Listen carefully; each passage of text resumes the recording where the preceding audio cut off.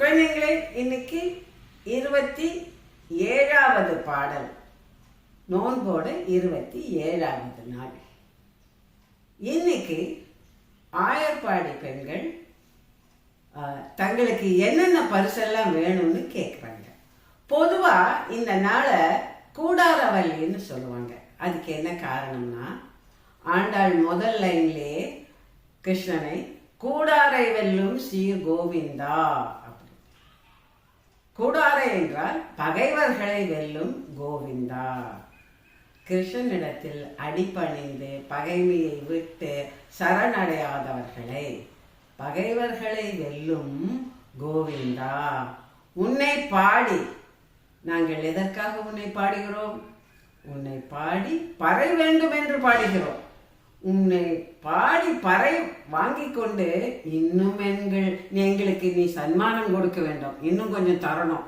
பறை மட்டும் தந்தா பத்தாது, இன்னும் நீங்க சன்மானம் எல்லாம் தரணும்.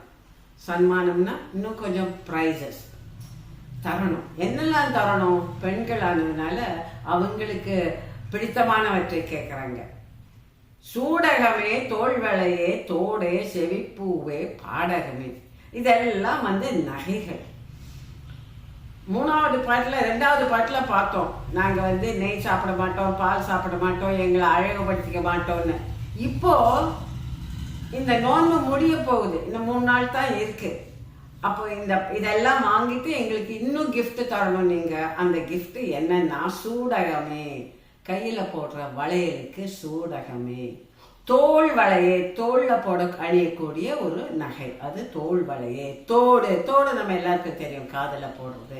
செவிப்பூவும் அதே தான்.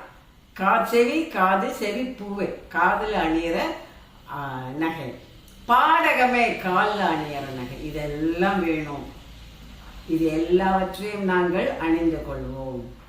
ஆடை விடுப்போம், புதுசா ட்ரெஸ் வாங்கி போட்டுக்குவோம். தீபாவளிக்கெல்லாம் புதுசு வாங்குற மாதிரி அந்த நோன்புக்கு புதுசா ஆடைகள் வாங்கி போட்டுக்கொள்வோம். அதுக்கப்புறம் நெய்யுண்ணோம் பால் உண்ணோம் சொன்னாங்கல்ல, இப்போ பால் சோறுல நெய் விட்டு சாப்பிடுவாங்க.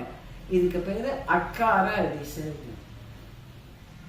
பால்லையே அரிசியை வேக வச்சு அதுல வெல்லம் சேர்த்து நெய் அப்படி கொட்டணும். அப்போ ஒரு வாய் எடுத்து சாப்பிடும்போது அந்த நெய்யை அவங்க கையில வழியா வழிஞ்சு முழங்கை வரைக்கும் வரணும். அதைத்தான் மூட நெய் பெய்து முழங்கை வழிவார. எல்லாரோட சேர்ந்து இருந்து நீங்களும் எங்களோட சேர்ந்து இருந்து நீங்களும் சாப்பிடணும் அப்படின்னு கிருஷ்ணனை வேண்டிக்கிறாங்க. ஒரு 4-5 நாள் முன்னாடி ராமானுஜரை பத்தி உங்களுக்கு சொன்னேன் இல்லையா? எப்படி ஆண்டாள் வேண்டியதை ராமானுஜர் நிறைவேற்றினார் அப்படின்னு.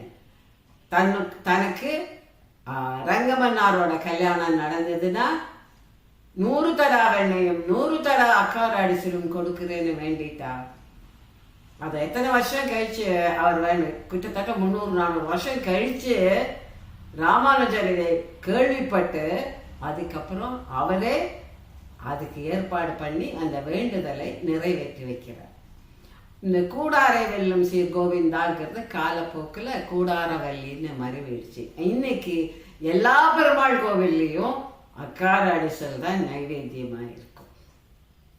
இன்னைக்கு உங்களுக்கு நான் சொல்ல போற கதை அகாசுரன் கதை. பகாசுரனை பத்தி சொன்னேன் இல்லையா? இந்த பகாசுரனோட சகோதரன் தான் அகாசுரன்.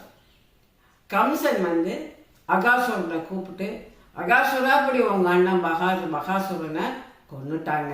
அதுவும் யார் கொன்னா? சாதாரண இடையர்குல பையன் போய் கொன்னுட்டான். ரொம்ப கஷ்டமா இருக்கு. சாதாரணமா இவங்க கிட்ட எல்லாம் போய் பகாசுரன் செத்து போனது ரொம்ப வருத்தமா இருக்கணும். அகாசுரனுக்கு கோபம் வருது. என்னுடைய சகோதரனை கொண்டவனை நான் சும்மா விட போறதில்லை அப்படின்னு அவன் கோவிச்சுட்டு கிருஷ்ணனை கொல்றதுக்காக போறான். அவன் நேரம் பார்த்துட்டே இருக்கான். கிருஷ்ணனும் பலராமனும் அவங்க ஃப்ரெண்ட்ஸ் எல்லாரும் சேர்ந்து ஆடு மாடுகளை எல்லாம் ஓட்டிட்டு போறத பார்க்குறான். அவங்க எந்த வழியில போறாங்கன்னு பார்க்குறான். அப்போ அந்த வழி நடுவில் பெரிய மலை மாதிரி தானே ஒரு பெரிய பாம்பு வடிவம் எடுத்து மலை மாதிரி வடிவம் எடுத்துக்கிறான். அந்த பாம்பு மலை மாதிரி இருக்கிற மாதிரி ஒரு வடிவம் எடுத்துக்கிறான். அதுக்கப்புறம் தன்னோட வாயை திறந்து வைக்கிறான். ஐடியா என்னன்னா, இவங்க போற வழியில நீளமா ஒரு மலை இருக்கிறதாகவும், அந்த மலையோட ஓப்பனிங் வந்து குகையோட வாய் மாதிரி இருக்கும். அப்போ இவனுடைய கீழ் உதடு வந்து மண்ணிலையும் மேல் உதடு ஆகாயத்திலையும் இருக்கிற மாதிரி அவ்வளோ அகலமா வாயை திறந்து வச்சிருப்பான். அப்போ அவங்க குகையோட வாயின்னு நினைச்சு எல்லாரும் அதுக்குள்ள போயிடுவாங்க. இதுதான் அவனுடைய பிளான். பார்க்கறதுக்கு வெளியில நீளமான மலை மாதிரி இருக்கும். இந்த ஆயர்பாடி பையன்கள்லாம் என்ன பண்றாங்க, குகையை பார்த்துட்டு அது அவங்களுக்கு என்னென்னு புரியாம போறாங்க, உள்ள போயிடுவாங்க. போனோடனே கிருஷ்ணன் பார்க்கறாங்க, ஐயோ இங்கேயே அது மழை வந்தது, இங்க மழை வர்றதுக்கு சான்ஸே இல்லையே, இது ஏதோ சூழ்ச்சி இருக்குன்னு அவன் புரிஞ்சிருது. ஓ இதே அசுரனோட வேலை அப்படின்னு. ஆனா ஃப்ரெண்ட்ஸ் எல்லாம் உள்ள போயிட்டாங்க, பலராமன் உள்ள போயிட்டானே. அப்போ பலராமனுக்கு பின்னாடி கிருஷ்ணன் இவங்களை எல்லாம் காப்பாத்தணுமே. அகாசுரன் கிருஷ்ணன் உள்ள வரதுக்காக தான் காத்துட்டு இருக்கான். கிருஷ்ணன் பலராமன் உள்ள போயிட்டான், கிருஷ்ணன் உள்ள போறான். கிருஷ்ணன் உள்ள போன உடனே இவன் வாயை மூடிக்கிறான். வாயை மூடின உடனே அங்க எல்லாம் அந்த மற்றவங்க எல்லாம் மயக்கமாயிடுறாங்க. ஆனா கிருஷ்ணன் வந்து யோசிக்கிறான், இப்போ இவன் வாயை மூடிட்டான், இவனை கொல்லணும். அப்போ தன்னோட உருவத்தை விஸ்வரூபம் இருக்கிற மாதிரி சைஸை பெருசு பண்ணிட்டே போறான். அப்போ அந்த பாம்போட வாய் வந்து பிளாக் ஆகுது, அதுக்கு மூச்சு விட முடியல. இன்னும் பெருசாக்குறான் தன்னோட உருவத்தை. இப்போ அந்த பாம்போட கண்ணெல்லாம் வெளியே வருது, அதுக்கு மூச்சு தள்ளுது, அப்படியே அதுக்கே தலை சுத்துறது. அதையும் பார்த்து இன்னும் பெருசாக்குறான்.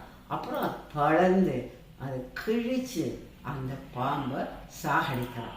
பாம்பை சாகடிச்சதுக்கு அப்புறம் பார்த்தா அதனுடைய வயிற்று பகுதியில் இருக்கிறவங்க எல்லாரையும் வெளியில கொண்டு வரான். எல்லாரும் மயக்கமா இருக்காங்க. அவங்களெல்லாம் மழை பெய்ய வச்சு மயக்கத்தை தெளிவிச்சு எல்லாரையும் எழுந்திருக்க வைக்கிறான். பலராமன் வந்து எப்படி இதெல்லாம் ஆச்சுன்னு கிருஷ்ணன் நடந்தது எல்லாம் சொல்றான். எல்லாரும் சந்தோஷமா அவங்கவுங்க வீட்டுக்கு திரும்பி போறாங்க.